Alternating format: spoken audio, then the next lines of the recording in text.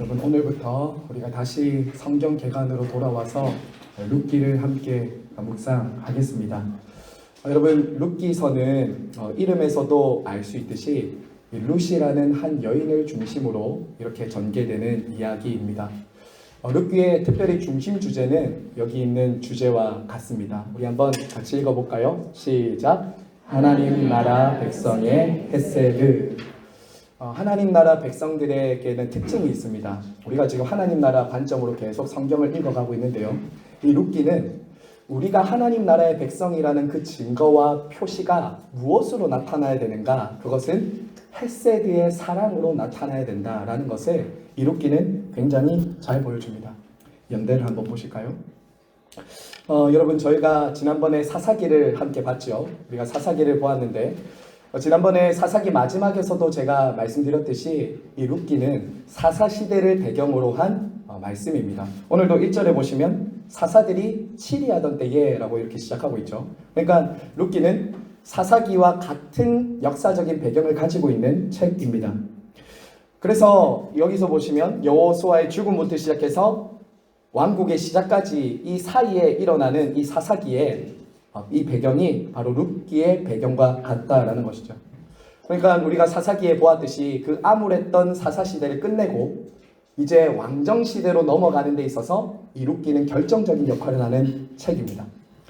여러분, 이 룻기가 우리 한글 성경에서는 사사기 뒤에 나오죠. 그렇죠? 사사기 뒤에 나옵니다. 그런데 히브리어 성경에 보면 룻기는 사사기 뒤에 나오지 않고 시편, 욥기, 잠언 다음에 나옵니다. 잠언서 다음에 이 룻기가 배치되어 있어요.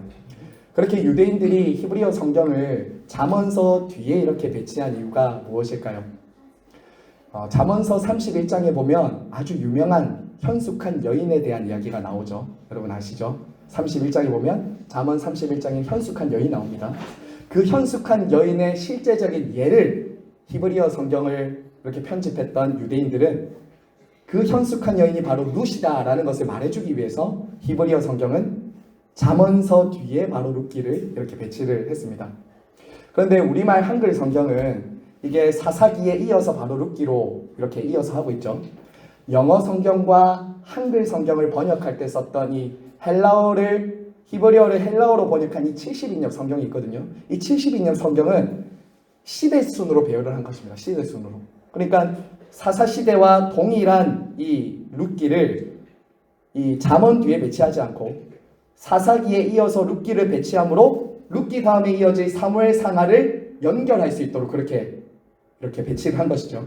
그러니까 히브리어 성경을 헬라어로 번역했던 그 70인역 성경을 한글과 영어 성경을 그대로 가지고 와서 연대기순으로 이렇게 편집을 하고 이렇게 정리를 했다는 것 여러분 알고 계시면 되겠습니다.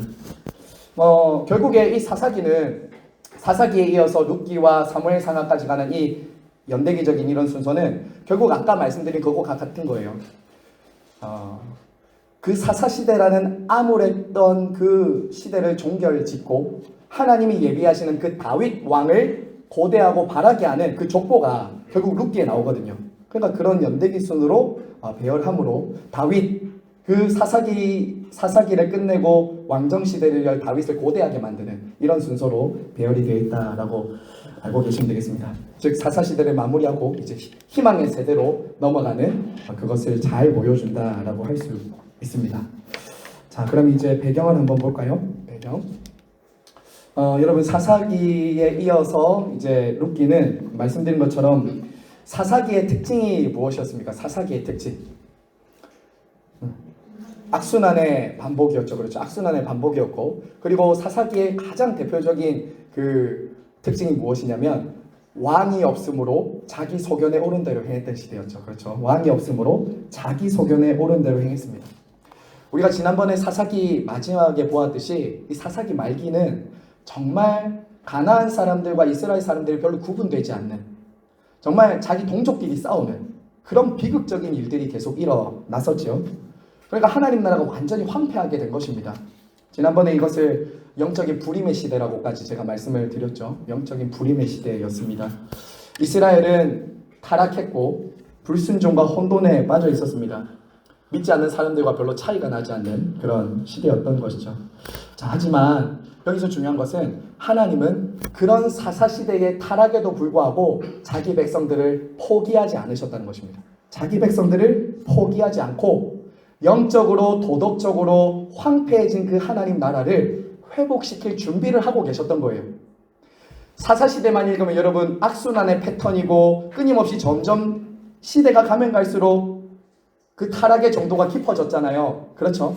그런데 동일한 사사시대인데도 하나님이 한 가정, 한 사람을 통해서 그 시대를 끝낼 준비를 하고 계셨다는 거예요. 하나님의 언약 백성이라고 말하는 이스라엘은 점점 불순종과 타락의 길로 가는데 그런 가운데서도 하나님은 자기 백성들을 구원할 하나님의 사람을 준비하고 계셨다라는 게 동일한 시대에서도 하나님의 역사가 일어나는 것을 보여준다는 거죠. 한 가닥 희망을 보여주는 거예요. 특별히 여러분 하나님에 대한 무엇과 무엇을 지켰다고 말하죠? 믿음과 헤세드를 지킨 사람들. 믿음과 헤세드를 지킨 사람들이라고. 사사시대에는 믿음을 지키지 않았습니다. 헤세드를 사람들에게 실천하지 않았다고요. 그런데 이 룻기에서 나오는 이 주인공들, 특별히 룻과 보아스라는 이 두 사람이 하나님에 대한 믿음과 헤세드를 실천함으로 어둡고 암울했던 시대를 이제 빛으로, 한 가닥 빛으로 인도하는 그 이정표가 되고 있다라는 거죠. 그리고 이 룻과 보아스는 결국 다윗의 조상으로 가죠. 그리고 그 다윗의 족보에는 예수 그리스도가 태어나죠.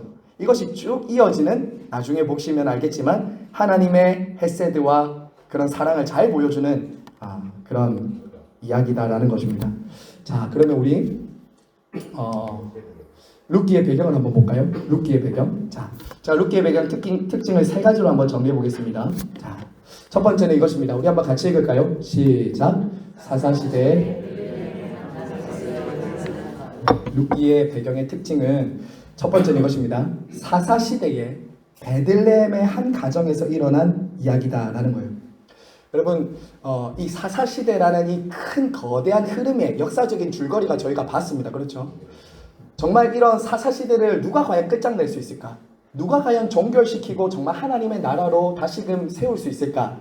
여러분, 사람들이 어떤 사람을 기대했을까요? 도대체 어떤 사람이 나타나면 이런, 왜 그런 말 있잖아요. 난세의 영웅이 태어난다고. 정말 이 암울하고 정말 이 어둡고 소망이 없는 이 사사시대를 끝낼 사람을 사람들이 주로 어떤 사람을 기대했겠습니까? 힘 있는 사람이나 왕이나 엄청난 어떤 대단한, 누가 봐도 좀 기대할 만한 사람을 기다렸을 거 아닙니까? 자, 그런데 오늘 말씀해 보면 너무나도 의외로 한 이방 여인 그리고 한 가정인데 여러분이 보셔서 알겠지만 굉장히 암울한 이야기로 시작을 한다고요. 이게 하나님의 의외성이죠. 하나님이 우리를 구원하실 때는 세상과 사람들의 방식과 생각과는 너무나도 다르다라는 거예요. 대단한 왕이나 장군, 힘 있는 사람을 통해서 자기 백성들을 구하는 것이 아니라 너무나도 의외의 한 가정에 연약한 한 이방 여인을 통해서 하나님의 구원 이야기가 이루어진다는 겁니다. 여러분, 이것이 참 우리에게 위로가 되고 힘이 되지 않습니까? 이것이 바로 우리에게 큰 위로인 거죠. 하나님 나라의 독특한 특징이에요.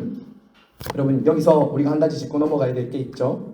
이 이방 여인, 이 비천한 한 가정에서부터 하나님의 구원 역사가 시작된다는 것은 우리에게 보여주는 것은 이것입니다.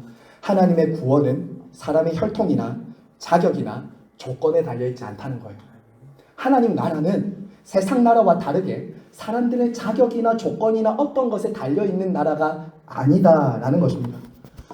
혈통으로나 육정으로나 사람의 뜻으로 나지 않고 오직 하나님의 은혜로 된 것이다. 하나님의 은혜로 이루어지는 나라가 바로 하나님 나라예요. 헤세드예요. 헤세드. 여러분, 자격이 있거나 남들이 보기에 참 저 사람이면 할만하지 라는 사람이 아니라는 거예요. 별 볼 일 없고 부족하고 연약한 평범한 사람들, 아니 평범 이하의 사람들을 통해서도 하나님은 그 사람을 들어서 하나님의 구원 역사에 쓰신다는 거예요. 이게 얼마나 감사한 일입니까? 하나님의 역사는 다시 한 번 더 강조하지만 사람의 자격이나 조건, 힘에 달린 나라가 아닙니다. 자, 여러분, 그리고 오늘 우리가 읽었지만 여러분, 사사시대가 얼마나 그 긴 세월이었습니까? 그렇죠? 아까 전에 그 보았듯이 긴 시간이고 또 그때 수많은 가정들이 있었을 거 아니에요. 12지파가 있었고 또 수많은 사람들이 있었잖아요. 근데 하나님께서 왜 고통받고 신음하고 슬퍼하는 그 한 가정에 주목하셨을까? 남편을 잃은 과부, 자녀를 두 아이를 잃은 그 가정. 하나님께서 그런 가정에 주목하고 계셨다는 거예요. 여러분, 이건 참 하나님의 말할 수 없는 은혜이고 위로가 되는 것이죠. 그 사사시대라는 그 거대한 흐름 속에서 수많은 사람들이 그 시대 속에서 살아가고 있었는데 하나님은 남편을 잃어버리고 두 자식을 잃어버린 그 가정을 주목하고 있었다는 거예요. 사실 여러분, 그 당시 시대에 그런 사람들은 완전 아웃사이더 중에 아웃사이더입니다. 누구도 돌볼 사람이 없고 누구도 주목하지 않았던 사람들이에요. 오히려 이런 사람들은 어떻게 했겠습니까? 나중에 보면 알겠지만 아이고 베들레헴 떠나더만 잘됐다 하면서 사람들은 손가락질했을 사람들이에요. 그런데 여러분, 사람들은 그렇게 보고 정죄하고 비난하는데 하나님은 이 가정의 연약함과 약함을 다시금 회복시키시는 일을 하신다는 거예요. 하나님의 계획이 참 놀랍지 않습니까? 여러분, 여기서 기억해야 될 것은 이것입니다. 하나님은 우리가 살아가는 이 모든 거대한 역사도 하나님은 다루시고 주관하시지만 저와 여러분의 개인사와 가정사도 주목하고 계십니다. 이게 큰 은혜 아닙니까?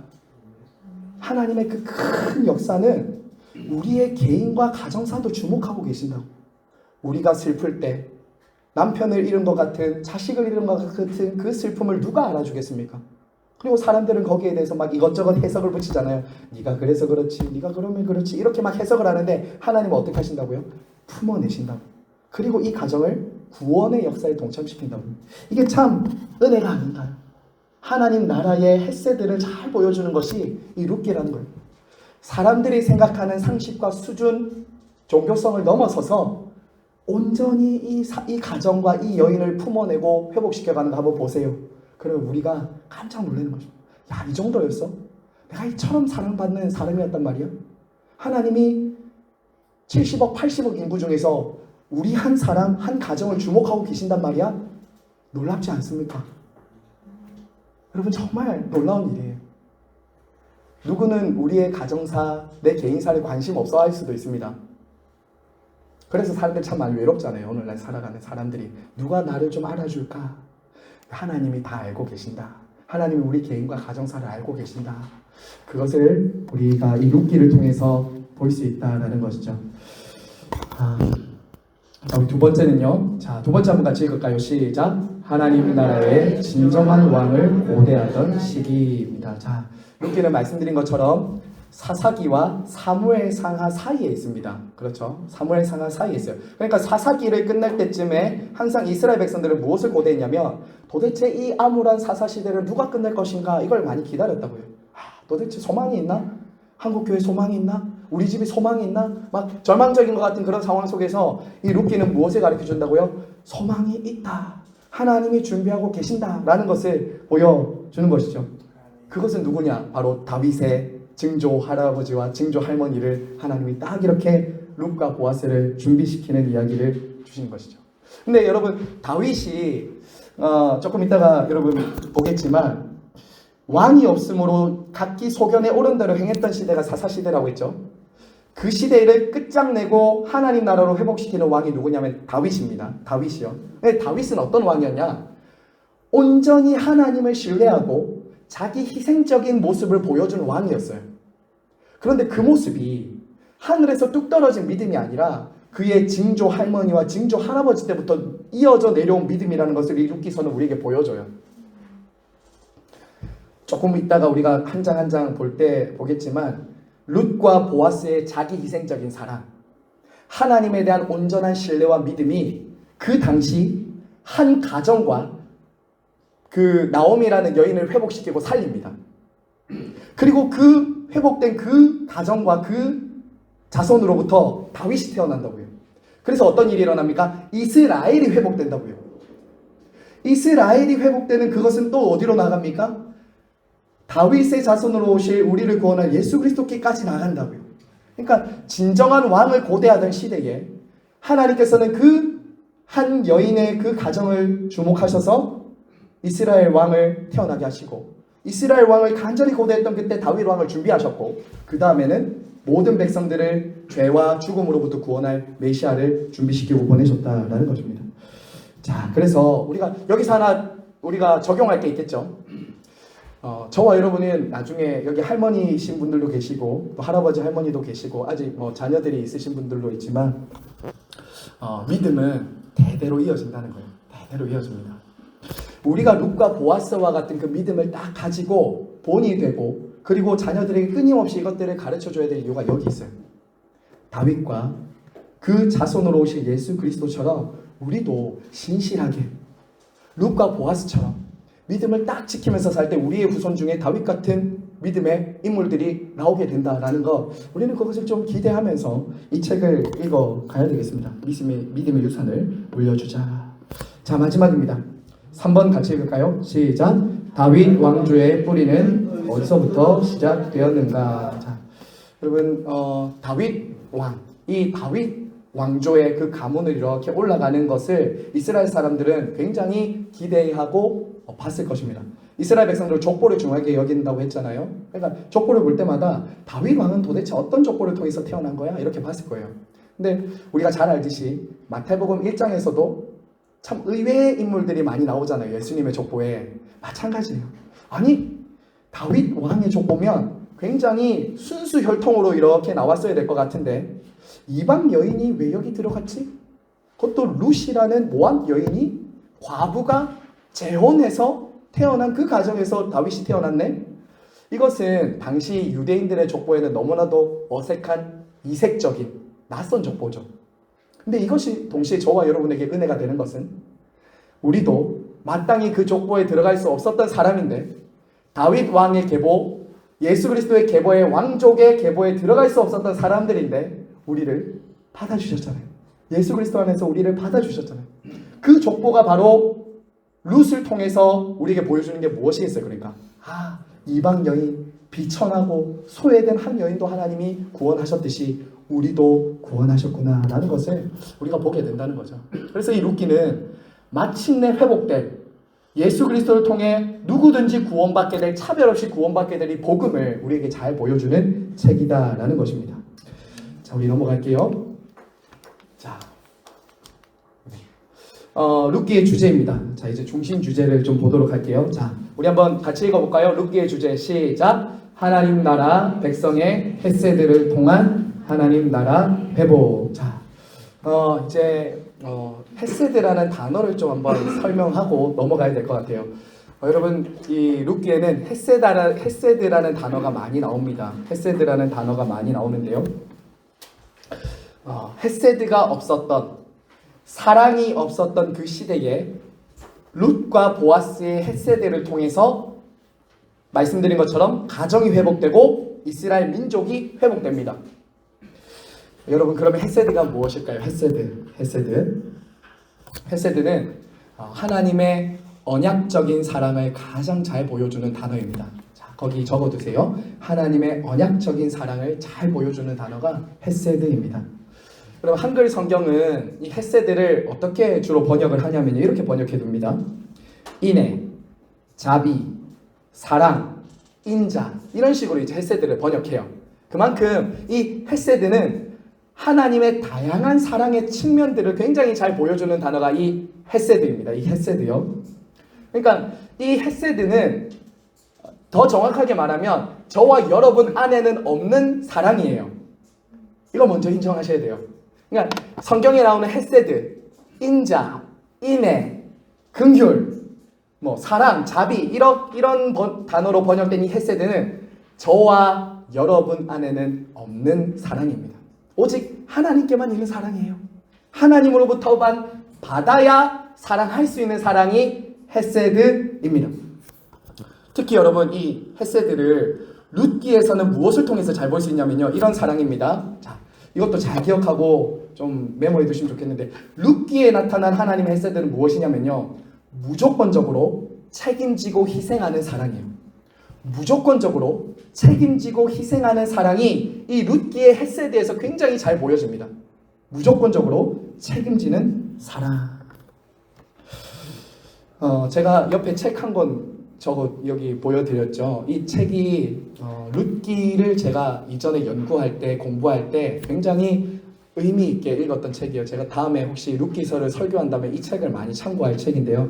사랑하다 살아가다라는 이 책이 있습니다. 폴 밀러가 쓴 책인데요. 아주 건전하고 아주 좋은 성경 해석을 잘한 책입니다. 무조건적으로 자기 희생적인 사랑으로 자기를 내어줄 때 우리는 어떠한 일이 일어나는가? 이 룻기의 아름다운 사랑을 잘 보여준 책입니다. 여러분 이 질문에 대해서 한번 답을 해보시겠습니까? 자, 사랑해도 보답이 없을 때 어떻게 끝까지 사랑할 수 있을까? 사랑해도 보답이 없을 때 어떻게 끝까지 사랑할 수 있을까? 근데 이 단어가, 이 질문이 헤세드를 굉장히 잘 보여주는 단어예요. 이 질문입니다.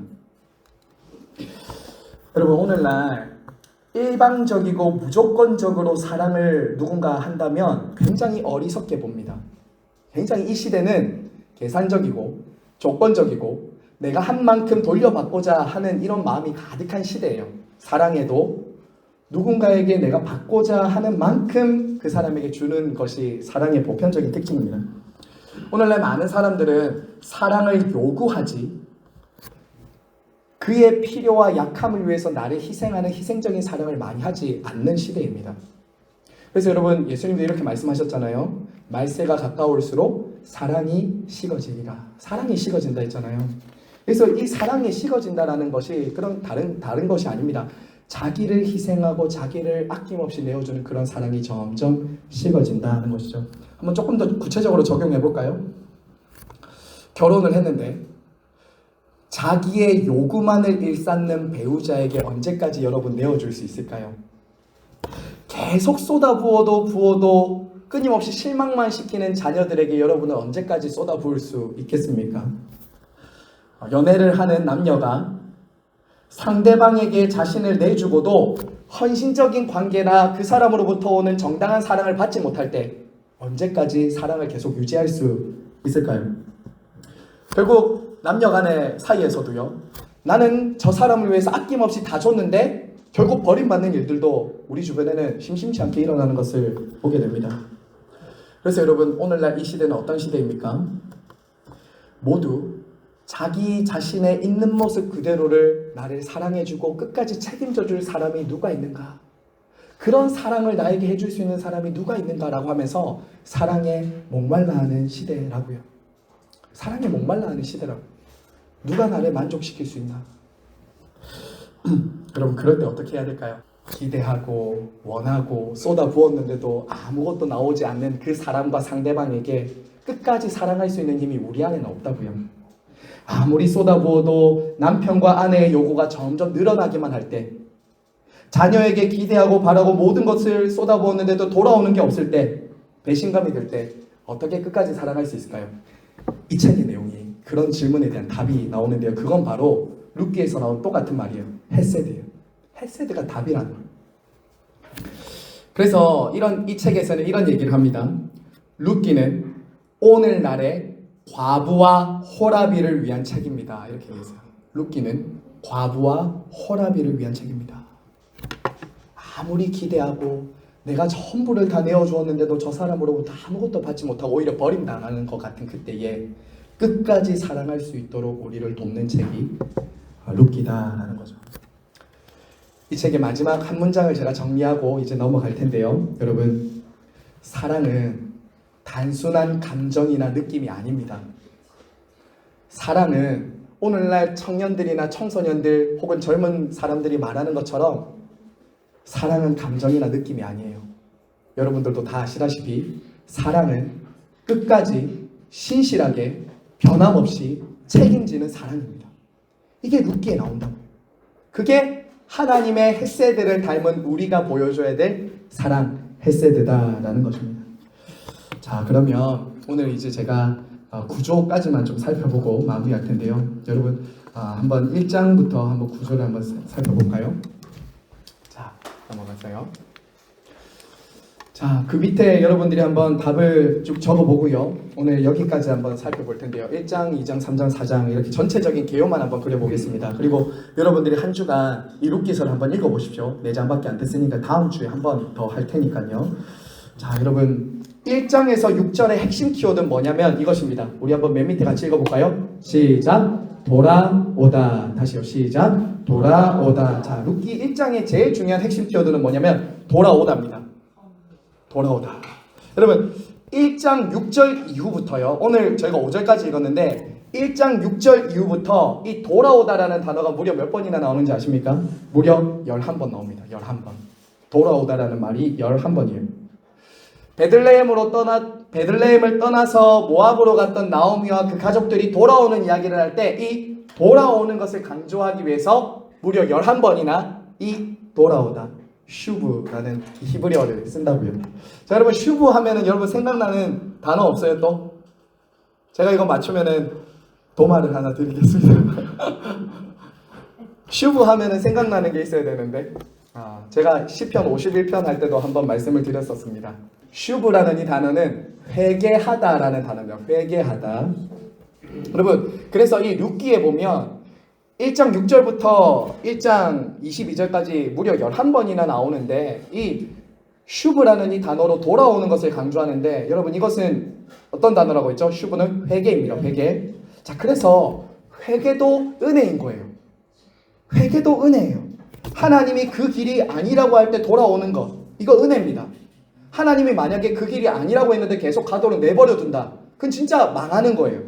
근데 이 슈브라는 단어, 다시 돌아오게 되었다라는 것을 강조하면서 하나님께서 우리에게 보여주는 것이 뭐예요? 회개도 돌아오는 것도 은혜라고 하는 거예요. 자리를 이탈했다가 원래 자리로 돌아오는 것 하나님의 은혜예요. 그런 면에서 회개는 하나님의 은혜인 것이죠. 자, 2장은요. 2장. 자, 2장입니다. 2장은 룻이 보아스의 밭에서 이삭 죽기로 생계를 유지하여 이렇게 이제 시어머니를 공개하죠. 자, 2장의 핵심 단어는 무엇이죠? 이삭 죽기입니다. 이삭 죽기. 자, 여러분 이삭 죽기를 통해서 하나님이 무엇을 보여주냐면요. 이제 적극적으로 이제 우리에게 그 헤세드가 무엇인지를 우리에게 보여줘. 제가 다음 주에는 이제 1장에 나오는 그 헤세드를 좀 구체적으로 보고 오늘은 전체적인 이제 장을 볼 거기 때문에 다 보여드리진 않겠습니다. 궁금하시면 다음 주에 또 오셔서 들으시면 되고요. 2장의 헤세드를 잘 보여주는 단어가 뭐냐? 바로 이삭을 주는 거. 이삭을 주는 거. 여러분 그 룻이 보아스의 밭에 가서 이제 시어머니를 먹이려고 이제 이삭을 줍지 않습니까? 참 이 모습만 봐도 참 갸륵하지 않습니까? 어떻게 자기에게 소망이 없는 그 일을 하는 거거든요.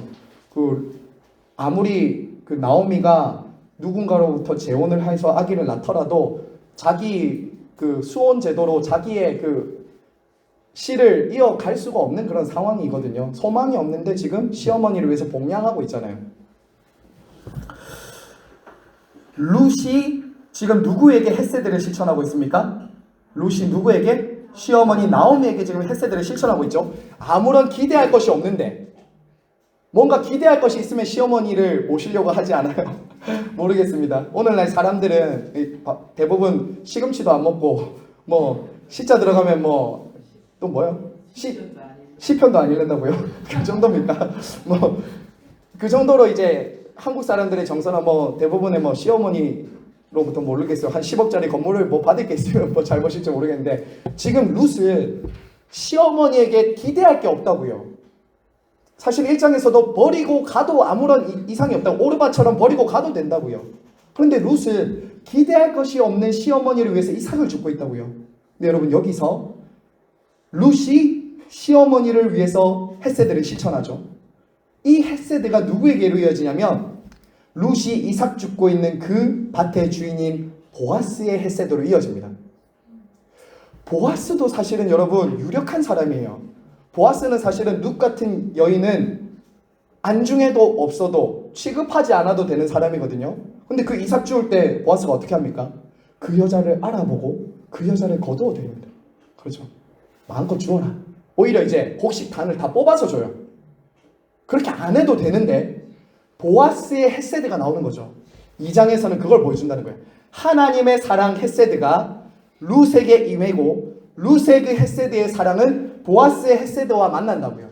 이것이 하나님의 헤세드를 잘 보여주는 이삭 죽기에서 나오는 장면이로. 여러분 이것을 우리의 삶으로 좀 적용시키죠. 우리가 이 성경 공부할 때는 단순히 지식적으로 배울 게 아니라 저와 여러분의 삶에 한번 이렇게 연결시켜 보세요. 룻이 이삭 죽기를 하는 그런 평범하고 일상적인 일을 하고 있었습니다. 그렇죠. 그는 그냥 하나님에 대한 그 신앙은 가지고 있었지만 시어머니를 따를 때부터 시어머니의 하나님이 나의 하나님이 됩니다라고 하면서 어머니가 믿는 그 하나님의 그 신앙을 잡고 어머니를 따라갔지만 어렴풋했다고요. 모압 여인이었는데 어렴풋했다고요. 그런데 그 이삭을 줍는 동안 어떤 일이 일어납니까? 하나님의 섭리와 인도하심을 경험하게 돼요. 여러분 저와 여러분이 매일매일 일상적으로 하고 있는 그 이삭 죽기 같은 일이 있죠.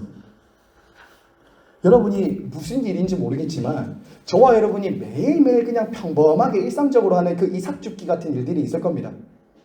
오늘은 우리 가족들을 위해서, 내일은 무엇을 위해서 평범하게 하는 그 이삭 죽기 같은 일들이 있을 거거든요. 그 속에 아무 의미 없이 생각 없이 생존을 위해서 하는 것이 아니라 헤세드의 사랑으로 여러분들이 그 이삭을 자꾸 줍고 있잖아요. 그러면 거기서는 하나님의 구원과 하나님의 역사와 헤세드가 이루어진다고요. 하나님의 인도하심과 섭리가 그 속에 있다고요. 헤세드의 사랑을 실천하고 있는 그 사람 속에, 그 사람의 만남에, 그 사람의 일터에는 하나님의 헤세드가 임한다고요. 이것을 경험하게 됩니다. 저와 여러분이 어디서 지금 이삭을 날마다 줍고 있는지 저는 모르지만 여러분이 남편은 아내를 위해서, 아내는 남편을 위해서, 부모는 자식을 위해서, 자식은 부모를 위해서 하루하루 이삭을 줍고 있는 그 일들 하나님이 주목하고 있다고요.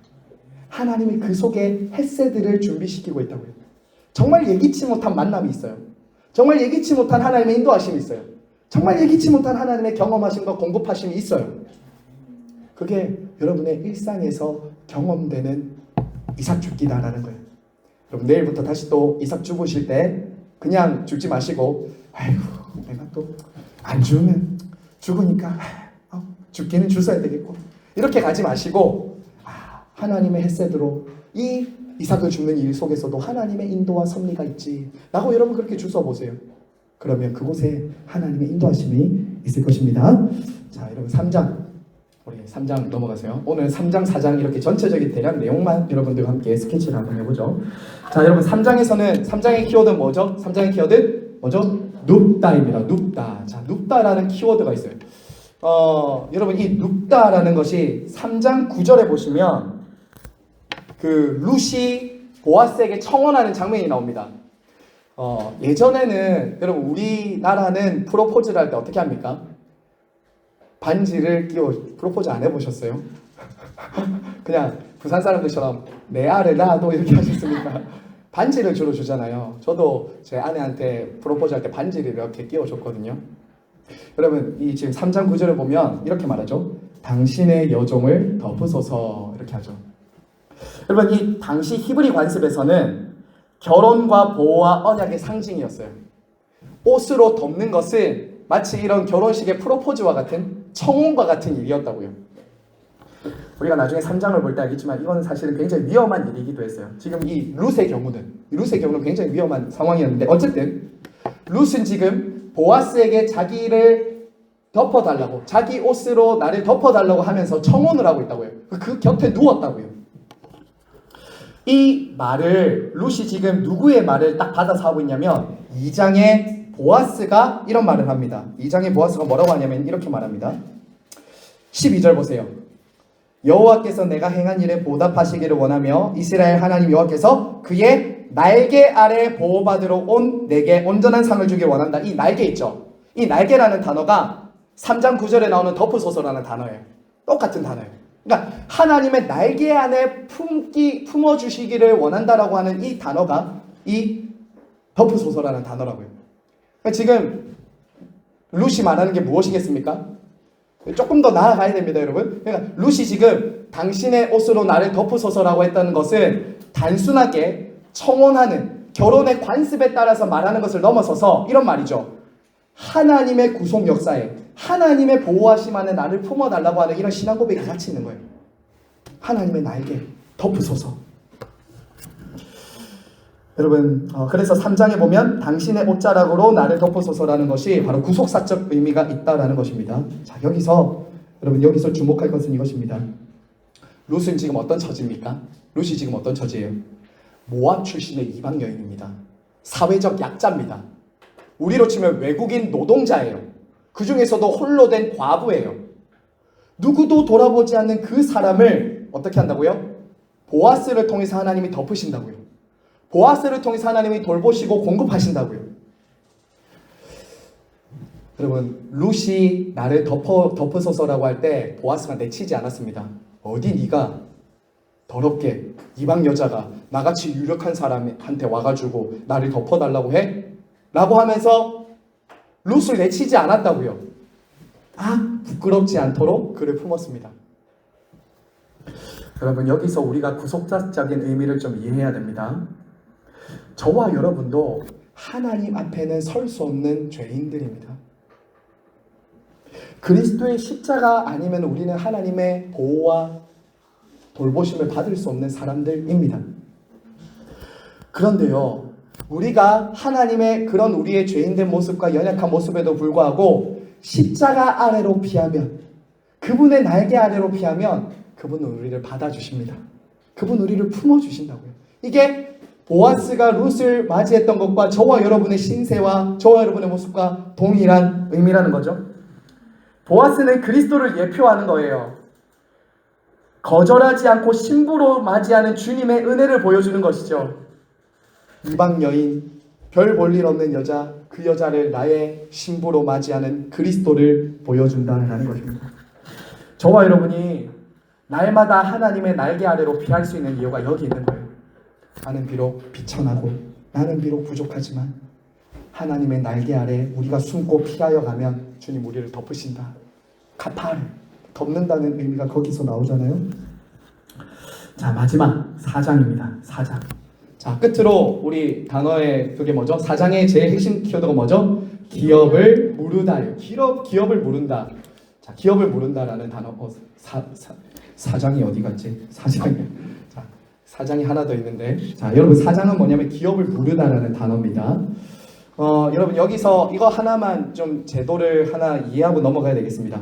수혼 제도라는 것이 있었습니다. 유대인들에게 수혼 제도가 뭐냐면 형제가 있는데 형님이 후손이 없이 죽을 경우 그 형제의 재산을 토지를 유지시키기 위해서 하나님은 신명기에서 이런 율법을 주셨어요. 형이 자식 없이 죽으면 동생이 그 기업을 이어받을 수 있도록 형수와 결혼하는 제도가 있었습니다.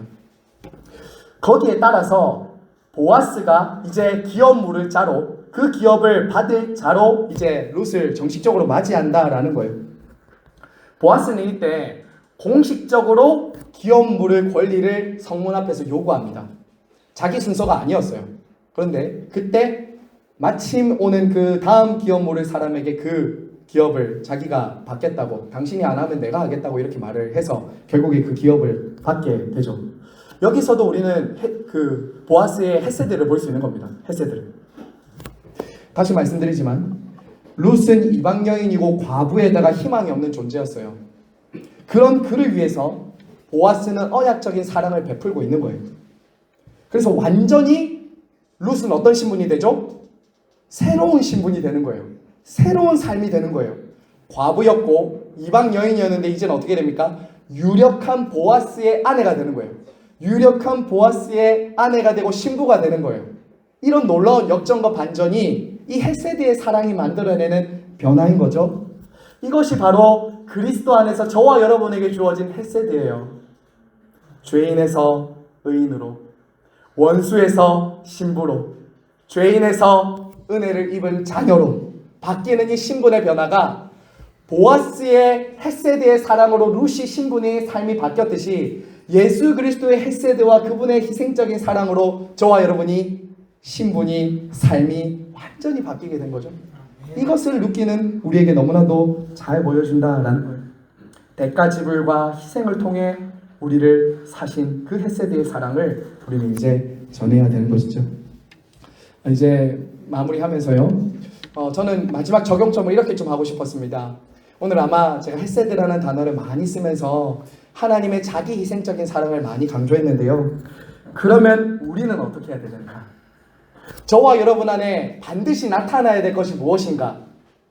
제가 다시 말씀드리지만 저와 여러분이 하나님의 백성이고 하나님 나라 안에 있다는 그 통치와 다스림을 받고 있다는 제일 중요한 증거는 여러분의 삶에서 헤세드가 나타나느냐 안 나타나느냐에 달린 거예요. 이 헤세드가 하나님으로부터 내가 받은 이 헤세드가 지금 나를 통해서 계속 흘러가고 있느냐, 이게 너무나도 중요한 증거입니다. 하나님으로부터 헤세드를 받았기 때문에 우리도 사랑의 빚진 자 되어서 은혜와 사랑을 흘려보낼 수밖에 없다라는 것 여러분 기억해야 됩니다. 여러분, 저와 여러분이 이처럼 큰 헤세드를 받았는데 만약에 누군가를 받아들이지 못하고 있다, 누군가를 용서하지 못하고 있다, 저 사람의 연약함과 필요를 내가 외면하고 있다, 그것은 하나님의 헤세드를 온전히 실천하지 못하고 있는 거예요. 누군가와 그 헤세드를 품지 못할 만큼 누군가와 관계가 어그러져 있다면 여러분, 그것은 하나님의 헤세드를 반대하는 모습입니다. 여러분 한번 생각해 보세요. 오늘 이 말씀을 가지고 우리 자신의 모습을 한번 비춰봐야 되겠습니다. 저와 여러분의 연약함과 허물을 다 담당하신 예수 그리스도의 헤세드를 받은 사람의 답게 여러분의 삶에서도 헤세드를 실천할 수 있게 되기를 간절히 바랍니다. 말씀을 맺겠습니다. 오늘은 룻기의 서론을 함께 보았습니다. 룻기의 서론을 이제 보았어요. 모압 여인 룻의 자기 희생적인 사랑을 통해서 나오미가 살았습니다. 그리고 보아스의 자기 희생적인 사랑 헤세드를 통해서 룻과 나오미가 살았습니다. 그리고 그 헤세드의 사랑이 사사시대의 어두움을 밝히는 등불이 되었습니다. 그리고 다윗의 후손으로 오실 예수 그리스도까지 나아가는 그 길목이 되었다고요. 여러분, 제가 아까 전에 그런 말씀 드렸죠. 말세의 특징이 사랑이 식어져 간다라고 말씀드렸어요. 세상은 말할 것도 없고요, 교회 안에서도 점점 사랑이 식어지고 있습니다. 여러분, 성도와 교회는 이 헤세드의 사랑을 붙잡아야 됩니다. 이 헤세드의 사랑을 붙잡아야 돼요. 여기서 이 헤세드는 좋은 게 좋다고 그냥 다 받아들이는 그런 사랑을 말하는 것이 아닙니다. 지난주 우리가 정 목사님 통해서도 들었듯이 인자와 진리가 만나고 의와 화평이 만나는 것이 헤세드입니다. 오히려 우리의 사랑, 이 헤세드는 진리와 의와 진리가 있을 때 더 그 헤세드는 힘이 생깁니다. 진리와 말씀을 놓친 헤세드가 아니라는 거예요. 이 헤세드는 오히려 하나님의 말씀과 진리에 근거해 있기 때문에 이 헤세드는 사랑의 힘을 더 받게 되는 사랑입니다. 헤세드의 사랑, 대가 없이 반응 없어도 끝까지 사랑할 수 있는 것은 이 말씀, 진리 대신 예수 그리스도 때문에 우리는 사랑할 수 있는 것이죠. 그래서 우리는 끝까지 이 헤세드를 하기 위해서 그리스도로부터 말씀을 통해 힘을 받아야 되는 거예요. 말씀을 통해 힘을 받아야 돼요. 남은 한 주간도 저와 여러분의 삶에 이러한 헤세드의 사랑, 하나님만이 주실 수 있는 헤세드의 사랑으로 충만하여서 여러분의 일터와 가정, 여러분이 있는 곳곳에서 이삭 죽기 같은 평범한 일상 속에서도 헤세드의 사랑이 나타나기를, 그래서 사람들이 살아나고 하나님과의 관계를 이어주는 그 복된 은혜가 있기를 간절히 바라고 소망합니다.